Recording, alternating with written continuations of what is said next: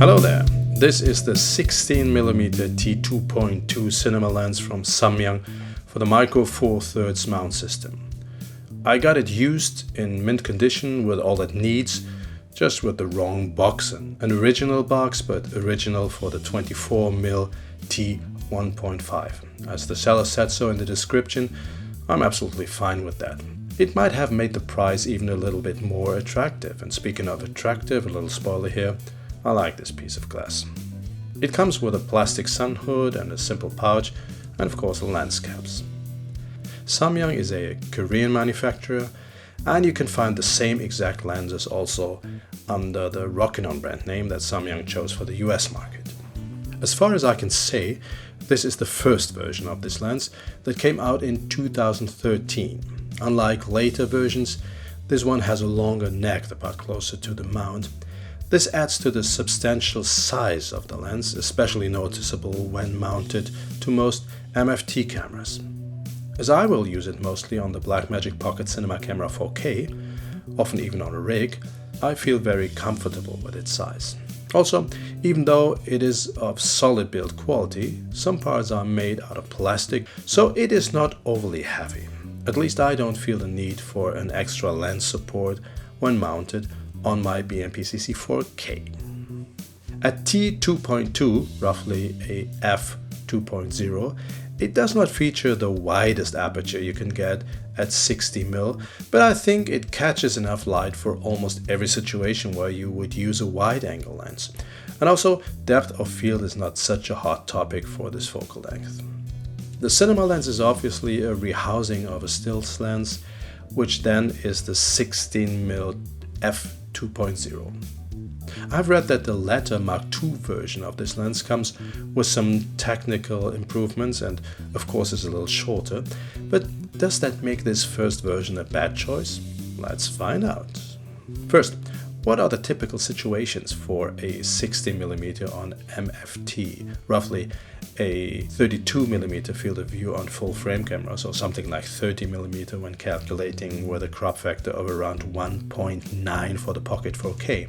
Landscapes, of course, establishing shots, or situations when you have to film in restricted spaces or when you want to be relatively close to your subject, which can create nice atmospheres. You can also use it for vlogging. Now, I'm using it on the Blackmagic Pocket Cinema 4K and the onboard mics. Now, I'm not sure how good it really is, but I guess that just in case you need it, you can. 16mm is not extremely short, so edge distortion is not an issue at all. There is some focus breathing, still absolutely acceptable for a lens in this price category.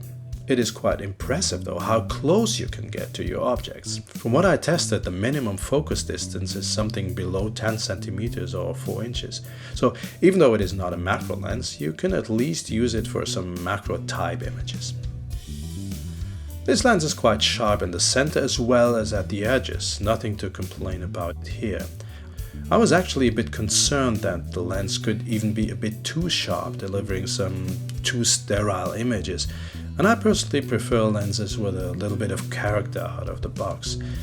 Overly sharp images are not always the best in this respect. Sure, color rendering plays an important role here too, and in both areas I like what I get from this 16mm t2.2. To me, the lens shines in lower light situations when notably skin tones come out quite beautifully. Now, this is always a game between the lens and the camera, and I feel that the combination of this lens with the Pocket 4K is a very good match. The focus and aperture rings feature standard toothed gears that are easy to use also when being operated by hand, and they are well positioned. The focus throw is not overly large, but still we are talking about a wide-angle lens here. I still found it easy enough to focus on this glass. There are scales for focus and aperture on both sides, however not too easy to read, and no big markings for focal length or t-stop. I guess it is obvious that Samyang had to do what was possible in adopting a stills lens for cine use, and B, they did not expect this lens to be used in the more professional environments. For that, Samyang in 2015 introduced their Cine line of cine lenses. So, what do I think is this lens for? And is it any good? First, yes, I think it's quite good, especially when you can get it used at a good price. The newer Mark II version is another possibility, of course, more expensive, but still a budget option in the field of Cine lenses.